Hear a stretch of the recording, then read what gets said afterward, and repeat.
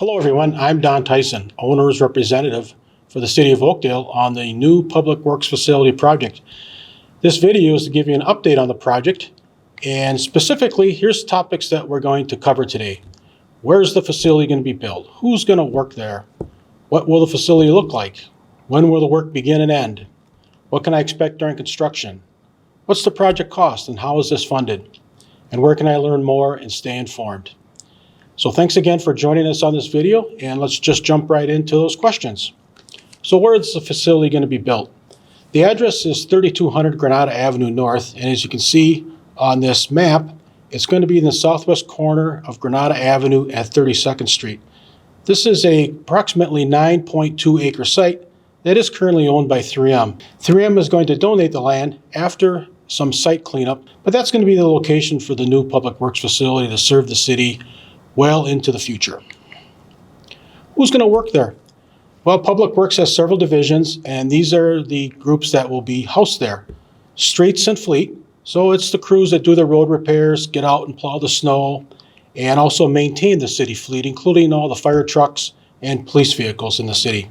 The Utilities division will also be there, and those are your sewer and water services that the city provides to all the houses and businesses. The Parks division, maintaining all the great city parks, those folks will be there in this building. And then finally, the Forestry and Environmental Services group that looks after all the different environmental issues here in the city and all the great trees that we have. And also want to mention there will be a fuel island on this site. Similar to the fuel island right now on Hadley Avenue, it will serve all the city functions, including the police and fire, along with the Public Works folks. Moving to the next question, the project design, what will it look like? This is a map of the facility, how it will look after construction. The facility will face Granada Avenue with all the entrances for the workers off of 32nd Street.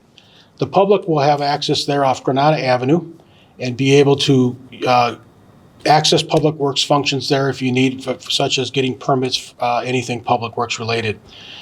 Off of 32nd in the far corner, there is going to be a drop-off for residents for brush drop-off, and that'll be a great service that's going to be continued for everybody.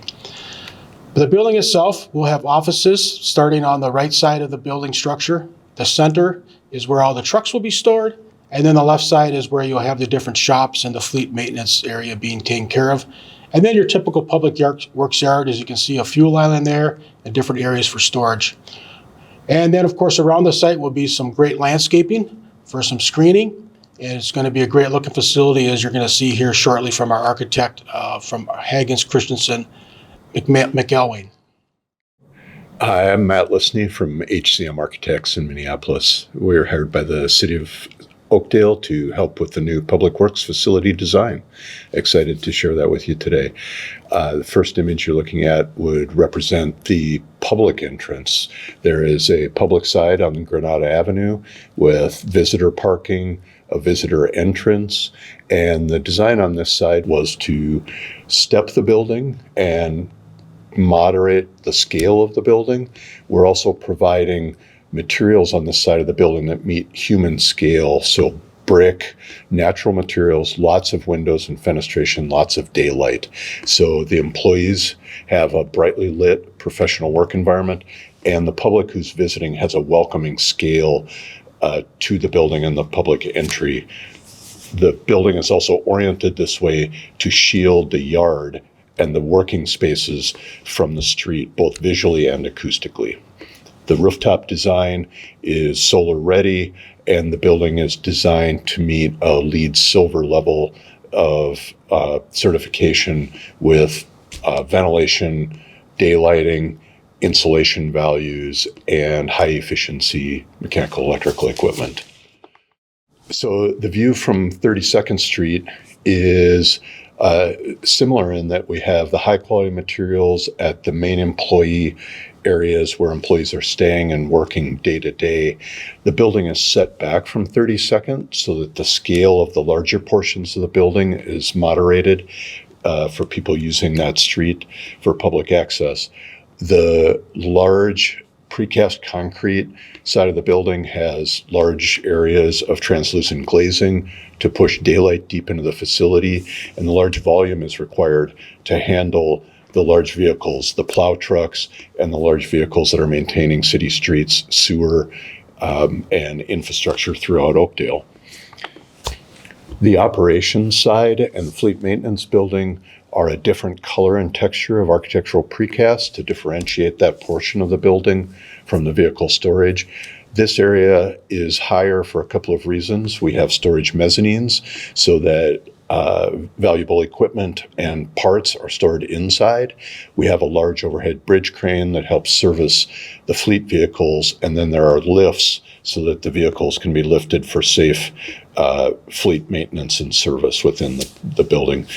This piece also has glass overhead garage doors, both for safety so that employees can see inside and out, and also to allow daylight into the space. This slide is representing the visitor entry. So there's a welcoming canopy, flagpoles, lots of landscaping designed by a professional landscape architect. In the visitor lobby, there's a reception desk for transactions. So if people are getting meters, if they're getting buckthorn pullers, the various things that Public Works provides to the public. If contractors are purchasing water or meters there as well, there's a transaction counter and there's adjacent storage so that employees don't have to go deep into the building to get that material or product for the public. It is a secure line so that the public is on the lobby side with amenities such as a toilet room and a public conference room that can be used for meetings, vendor meetings, or even small bid openings for projects within the city. The employees are on the other side, and they access the office space through an employee entry. These slides are representing those employee areas. So we have a large modern open office space with flexible desks. Many of the staff who utilize this facility are in the field almost all of the workday and only need a place to touch down for paperwork or to work on their routes. So it's made to adapt so staff can flex in and out.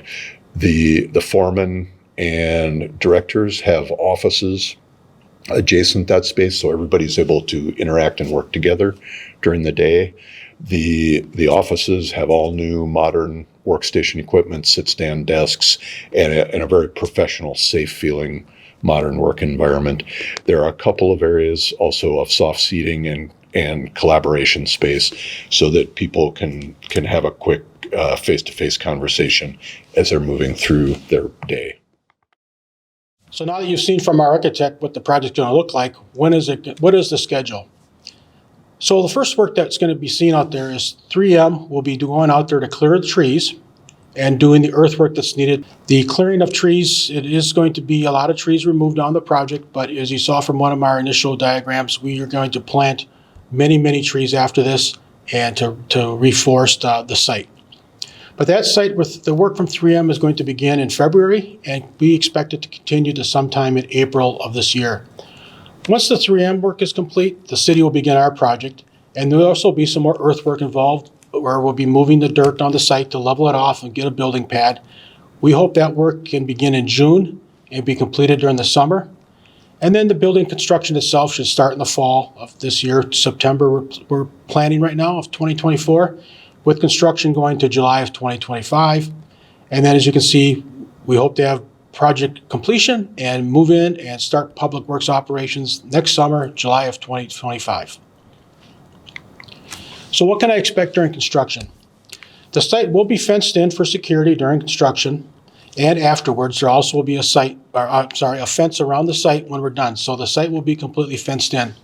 The contractors will be required to follow city ordinance on work hours, which are 7 a.m. to 7 p.m. Monday through Friday, 9 a.m. to 5 p.m. on Saturdays, and no work on Sundays or holidays. We do not know at this point if they're going to work on Saturdays, but if they do, those are the hours that are going to be limited. All construction access will be off 32nd Street, so there'll be no truck traffic coming off the site onto Granada Avenue. The route that trucks will take going to and from the site, moving dirt, would be 32nd Street, out to Granada, north up to Old Highway 5 or now County Road 14, and then out to 694. So the trucks will not be going through any residential areas there. The noise from the site will be your typical construction equipment. I would expect most of the noise would just come from backup alarms on equipment and just the banging of equipment, but once again, it'll only be done during city ordinance hours. No special type of equipment that would cause all kinds of crazy noise is expected for this project. What is the cost of this project? The current budget right now is $28.8 million. The project funding that you can see there, a significant portion of it, $22 million, is from the voter-approved local option sales tax. That's a small percent sales tax that's now added to any purchases made here in the city of Oakdale. So not only are the city of Oakdale residents paying this, but also any visitors from other communities, whether it's Woodbury or St. Paul, help pay this tax. They certainly use your roads and other services, and so it makes sense for them to help pay for this public works facility. There'll also be city bonding of $6 million. And then there's some other sources. 3M is reimbursing the city for some costs. We expect to get some rebates from Excel for all the energy efficient items that are going to be in this project, and those amount to $800,000. So the project really is supported primarily once again those three funding sources. If you'd like more information after watching this video, our project website is shown here. Certainly feel free to go to this website. And not only that, you can sign up for email updates at this website. So anything that happens on the project, you'll get an update of that happening. At the same time, there's contacts on that website. Feel free to contact, I am the contact. Feel free to contact myself with any questions. But once again, during construction, we're going to be posting progress. And if you sign up for email updates, you'll get those and be fully informed. So thanks for joining us on this video. Once again, thank you also for your support for this project. It would not happen without the voters of Oakdale supporting this project and seeing it forward.